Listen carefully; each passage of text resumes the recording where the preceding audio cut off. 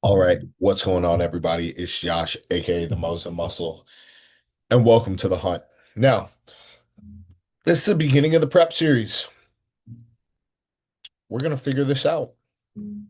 Um, I promise you guys, I'm going to try to put out more YouTube content, and try to give you guys some longer form of content stuff than just Instagram and TikTok and Twitter and all that.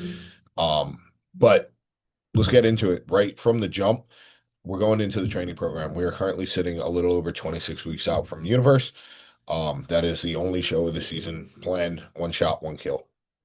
So, with that said, I want to pull this up. I want to get into this, and I want to make sure that we are just, in a good spot to explain everything that's going on when it comes to the actual program and my pretty much process. So, let's get into it. Let me share this screen, and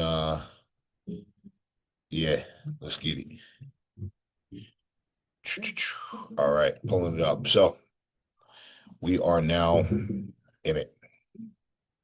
So let's start this off. We have our daily responsibilities. I'm going to zoom in on this so that you guys got to stay with me a little bit. So, daily responsibilities. So, we have vacuums pre and post cardio every single day. I drive to a pretty far gym to go and do cardio. That is not Pivot Gym. Obviously, having Pivot is going to be a game changer for this prep, but I go to a gym that's pretty far from here, or pretty far from my house. So I have the opportunity to do vacuums in the car on the way there, do the cardio, and then after I shower, I can do my post cardio vacuums as well. So it's a beautiful, beautiful thing to be able to have that opportunity here. So other than that, we have posing daily, but after speaking with Joe, we're not going to pose on leg day. So posing daily except leg day. And then we got mobility. Wow, cannot spell, huh? All right. I'm one of those people who has to erase the whole word. Wow. Mobility. There we go. All right. So we got the lacrosse ball under the balls of our feet.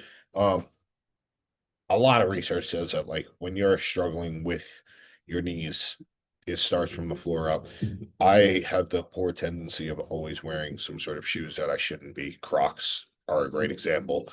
Um, and that fucks up my feet. Other than that, Brumo versus the other kind of idea to that is going to be um shoulder dislocates. I just hate the term for it. Then we have pull up dead hangs, and then we also have foam rolling and a massage gun for the quads and glutes. Remember, we're just not, we don't have the size that I would like to.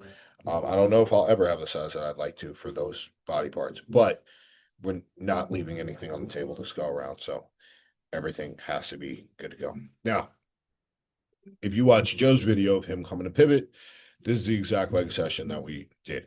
So calves, 3 sets. Whole emphasis here is I'm trying to get my ankle forward, not trying to get my ankle up.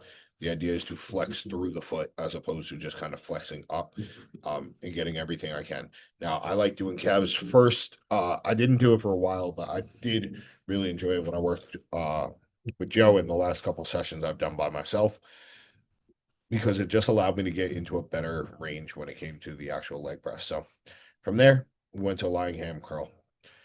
I'm going to keep in a drop set here. The whole idea behind it is that it's just a single drop, but we don't have a ton of volume on the hamstrings here. So I want to make sure that the volume I'm doing is extremely effective and extremely stimulating.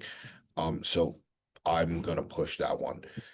Everything for legs is going to be in that 12 to 20 rep range. We're trying to go higher rep here, really trying to fill the legs with blood. As of right now, leg days are still a high day. So utilizing the nutrients to kind of allow for better recovery those days and to just keep them fuller. So we'll see how it goes.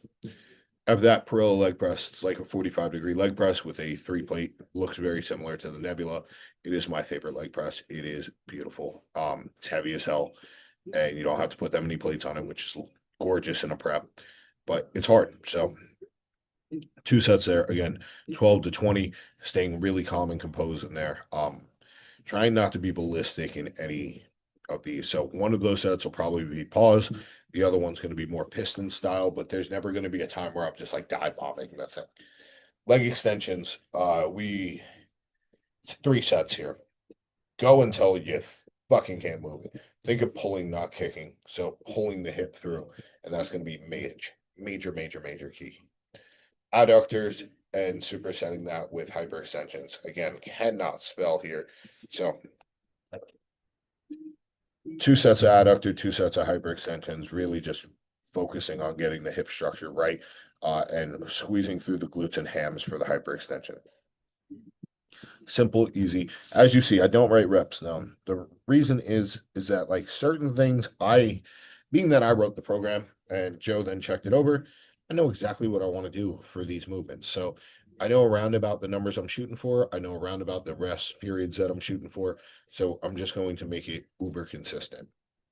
Lion cuff lateral raise. I love this movement. All I have to do is focus on pushing with the outside of my hand out and up, and it's going to feel fantastic. 45-degree incline Smith.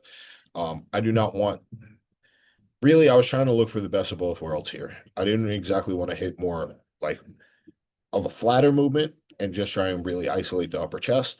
I didn't really want to hit more of an overhead movement because I wasn't really trying to hit the front delts. I wanted something that's going to knock both out and keep it just really strong and consistent there. Now, flat cable press, setting up a bench in the cable machine. Our cables are heavy as hell, so this is going to be a nice movement to have a nice long runway with. And I get a nasty contraction here, so I want to make sure that the reps are higher, just to really emphasize that. And I'm always ending the last set with a deep stretch. So not exactly a DC stretch because it's not going to be timed and it's not going to be progressive, but even though my chest is thoroughly fried, I'm going to be holding those weights at the back end for a little bit. See if I can't get any fascia stretching or like really just filling that chest with even more blood. After that, going over to the strive dip machine, we're going to have this loaded in setting 5, which is going to be mainly the lengthened here. This is a movement that doesn't hurt my triceps, and I can still get a lot out of, sorry, not my triceps, my elbows. I can still get a lot out of it. So I love using this movement, and I'm going to run it into the fucking ground. Have that pec deck. Whole idea here, not about weight, just about driving contraction across the chest. My chest is definitely a lacking body part when it comes to hitting a side chest, hitting a front relax, hitting a front double. It doesn't look bad, but when I look at a guy like Malik, bro, I got to build a bigger chest because if I could, it's going to make the look a lot better. So after that, we got reverse cable curls. The whole reason is that it just warms up. It's almost as if doing a hamstring curl before doing triceps or before doing quads. It's warming up the joint from the opposite side and just makes it feel better. So I like doing it reverse curls because whenever I do it reverse curls, I feel less on my elbow as well. So just making it work. Next is single arm crossbody tricep extension. So this is coming out to the side more than it is straight down. Whole idea behind this is really I'm trying to hit that outer head of my tricep just by the position of my actual arm here. After that, we got the Vulcan strap overhead tricep extension. Now, depending on how my elbows feel, is if that's coming from the floor or if that's going to be me leaning over. We'll see how this goes. I think my elbows are going to start to get significantly better pretty soon. And that's not like a PD thing or anything like that. It's just the way I've been training or this type of volume is better suited towards my joints not feeling horrible. So I think we'll be in a good spot there. Now we're in the legs too. Again, starting with calves. This is almost identical to the exact workout that we just did. So calves, 3 sets, ankle forward, not up, seated leg curl. I love the seated leg curl because it is really just you versus the machine. How long can you go for it? It's very similar to leg extensions. After that, we got squat press or reverse man hack. I chose a reverse man hack this past week. I think that's what I'm going to run with because not only was I able to get higher reps there, there was no emotional attachment to it, which was nice for the first time in a long time. I used to really be attached to the hack and keeping my load and be pissed off if that didn't happen. But now with the reverse man, I kind of just reset loading and just did what felt best in terms of my knees and my actual and my actual like muscle tissue. So that was solid. Leg extension again, 3 sets here, just going until absolute failure, pulling through the quad. Adductor, 2 sets. Now, how I did this week was I superset the adductor and the abductor together. Same machine, just turn the pads. And then I did the Smith hip thrust, and then I did the GHD, which is actually the order I'm definitely going to keep with, because the GHD was then almost like a finisher per se, even though I don't love that idea or that term, but it worked out to where I wasn't able to do that many reps with it. I didn't have to add weight to it, and the Smith hip thrust still got everything it needed to, and it was still strong. So, out of that, we have push two, lying cable Y raise or strive lateral raise. Set 3. Um, I've never been super comfortable on the side lateral on the strive side lateral raise, but after watching other people do it, I think I just had to see that the height that didn't work for me. So I'm gonna make that adjustment and see how it runs. And that we have the neutral grip Nautilus shoulder press. This is my favorite movement for like front delt, but really upper pec. This is something I feel tremendously through my upper pec. Maybe I'm doing it wrong, but it works. 2 sets there. The reps don't need to be stupid high here, but I definitely don't want to be doing 6 to 8 reps. I want to have them 8 to 12, 12 to 15. Flat Nautilus chest press, same thing. I would like that to be in the 10 to 12 range as the lowest. There's no point in getting hurt in a prep. And also, I feel like if I'm going really heavy, I'm now focusing on utilizing the muscles to actually move the load, but more so, I'm just moving the load. So let's not do that.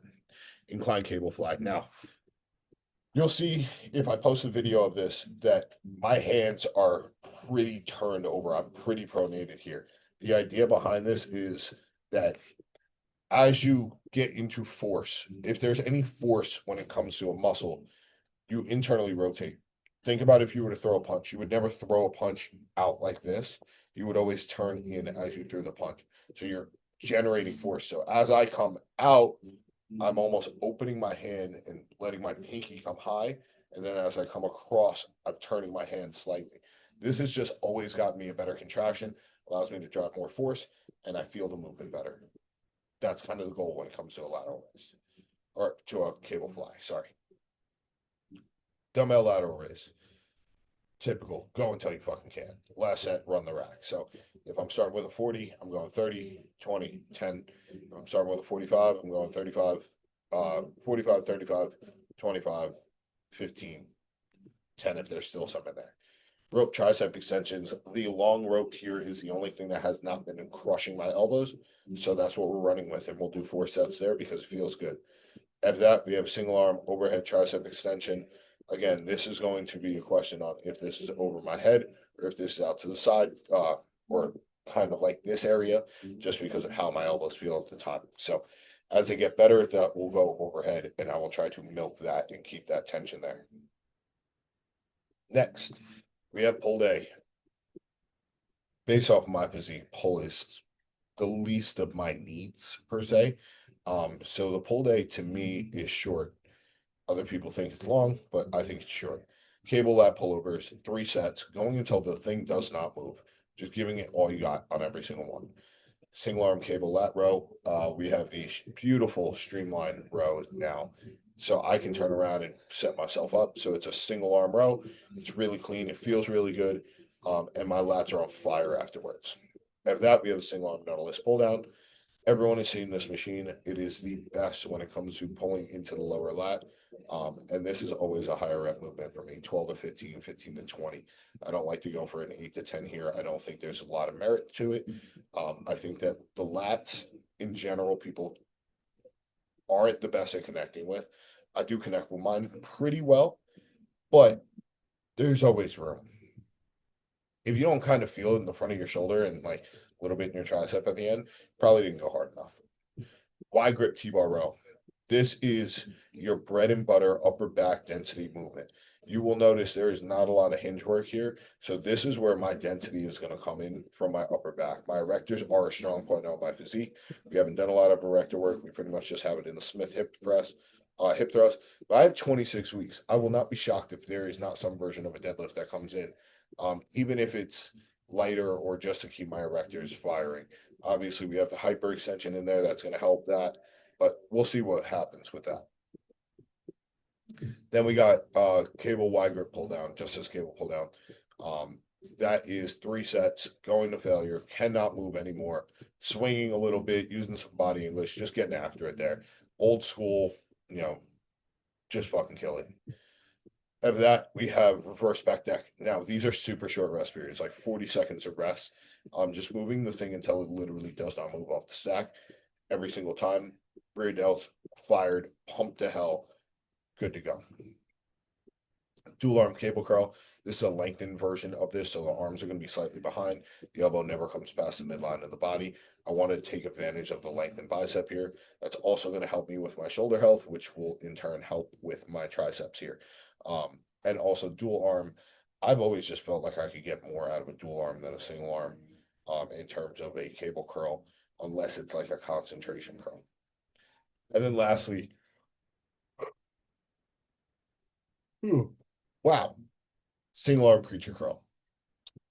Right after saying that I get more out of a dual arm, we're going to go single arm. The single arm creature curl, the stride specifically, being able to adjust where the resistance is, this is a game changer. This is going to allow for my biceps to really take a lot of beating. So, generally, very simple plan, very easy on paper. The goal now is just to make it brutal. Like I said, one shot, one kill. This is the hunt. Let's get it.